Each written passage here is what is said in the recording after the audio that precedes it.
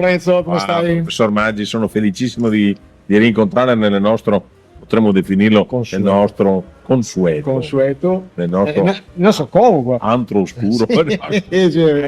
Anzi, ringraziamo sempre l'Ali perché l'Ali il bar dell'Ali ci ospita con grande simpatia. Tanta carne al fuoco sto periodo, Tra poco si va a votare in America, ci sono state le votazioni, mamma mia, in Liguria, c'è spionaggio, eccetera. Parliamo dello spionaggio? Professor Maggi, non mi stupisce perché lei è sempre stato così, ma lei ha una spazia un ventaglio di proposte, spazia a 360 gradi tutti gli argomenti, insomma. No, sai cosa? Lo diciamo per chi ci ascolta. Non è che ci prepariamo prima. Allora io telefono, lui sono a Rovigo, andiamo a prendere il caffè insieme, poi lo spritz, giustamente. E quando siamo qua cominciamo, senza far tanti... È proprio così, perché l'improvvisazione è figlia della vivacità intellettuale. Sai un'altra cosa? Sai che probabilmente aprono fra poco una discoteca a Portoviro, riaprono una discoteca che si chiama Il Party, e vorrebbe fare il titolare, che è un giovane... molto aggressivo, una specie di talk show, e mi ha chiesto se io quindi sarei ospite se lo facciamo. Grazie. Alla Costanzo Show, proprio con la musica. Diciamo la verità, aveva l'uomo giusto in casa. Grazie. La vivacità del Basso Polesine è riconosciuta, adesso lo è ancora di più anche rispetto alla città. Molto più rispetto alla città. Tu sai come la penso io, che sono Delta Centro. Lei è Delta del Po Centro. Sono convinto, però l'unico problema che abbiamo è che non ce ne rendiamo conto. Voi credete molto in voi stessi, per cui... però non crediamo al sistema Delta. Posso farle una battuta? Adesso è diventato un distretto. Sì. C'è qualche critica perché siamo sempre alle periferie dell'impero, anche lì dici distretto della Sacisica il distretto del turismo. Allora approfondiremo in un prossimo incontro questa cosa. Però una cosa volevo dire prima di proseguire. Scusi, professor Maggi, ma il Delta del Po ha un assessore regionale, l'Alto Polesine ha un assessore regionale. Sì, ma è successo. Il resto della provincia non ha nessuno. Ai tuoi tempi. C'era la Coppola e c'ero io.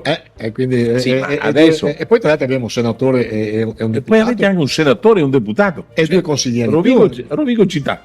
Non ha niente.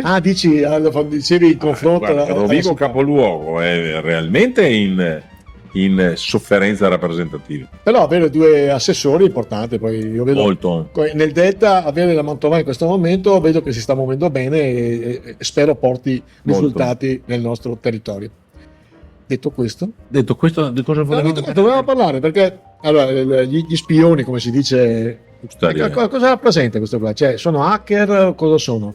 Sono infedeli? Bella domanda. Sono infedeli perché lei ha usato il termine giusto, che spesso giornalisti attribuiscono sbagliando, perché non sono spioni, la verità è dei spioni che entrano nei database riservati del Ministero degli Interni, del Ministero della Difesa, di vari... Cioè non fanno una ricerca con gli algoritmi per trovare il password il database del Ministero di Grazia e Giustizia, dove si sanno le cose più riservate anche delle persone.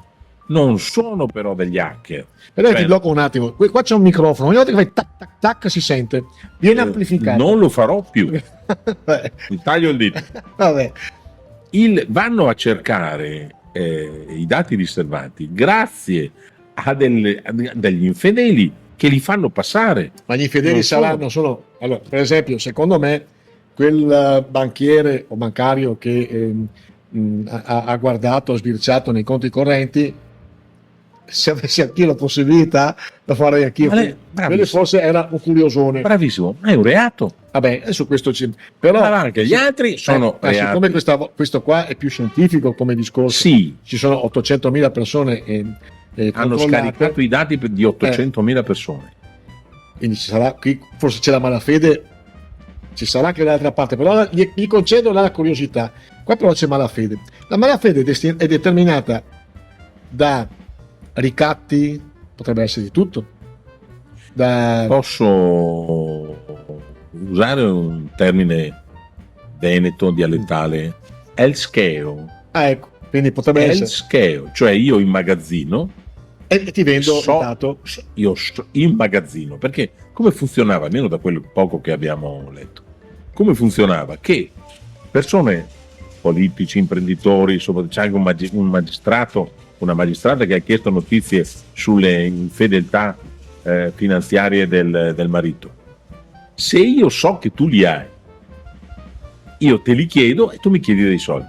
Funzionava così, semplicissimo, barato. Sì, come succede anche con paparazzi per le foto. Perfetto. Però ti faccio un altro discorso. Però 800.000 persone probabilmente sono le persone più in vista. Ma sai cosa vuol dire? Che ho un magazzino tale per cui anche fra 10 anni tu mi vieni a chiedere e io ti do. Però se io ho un conto corrente, qualsiasi banchiero bancario me lo può controllare senza tanti discorsi. Cioè, tu vai in banca e gli dici mi chiamo Tot, guardano, dice sei nella... Cioè la trasparenza, perché hanno... Solo alcuni, per esempio la centrale rischi, se le controllano che tu lo devi mettere al contrario, cioè controllano che tu non sia nell'elenco dei protestati, però dei fattori negativi, non dentro la tua scheda personale.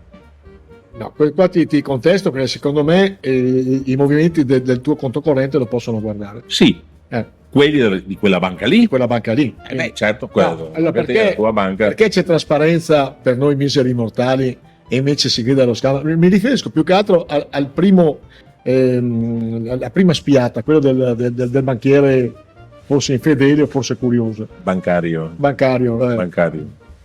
Banchiere del Faron della banca. Il bancario un po' meno, ma anche bancario, un po'. Sarebbe Faron del Sole dei Sorchei. Però ecco, non c'è una discrepanza tra quello che possono vedere a noi miseri mortali e quello che non si può vedere rispetto a... Allora, ci sono vari elementi, per cui il segreto bancario, il segreto professionale.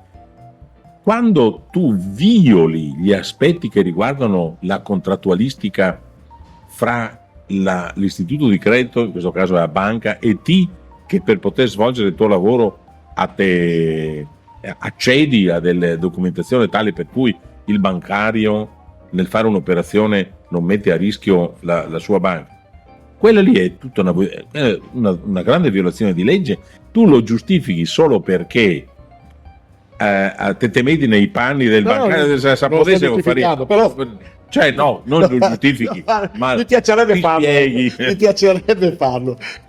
Però ecco, secondo me, e tu forse qua non mi dai ragione, c'è una differenza di trattamento tra un utente normale e dovrebbe essere non aperto a chiunque vedere i movimenti che fa un politico di qualsiasi livello, addirittura ti dico anche un amministratore comunale, cosa che non succede, e anzi si è gridato allo scandalo perché si sono permessi di andare a vedere.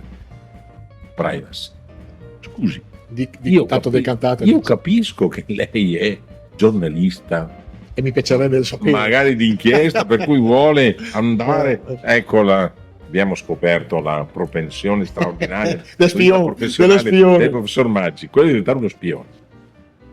Ma professor Maggi, se lei ha questa propensione, mi auguro che lei abbia successo, perché così diventerà famoso.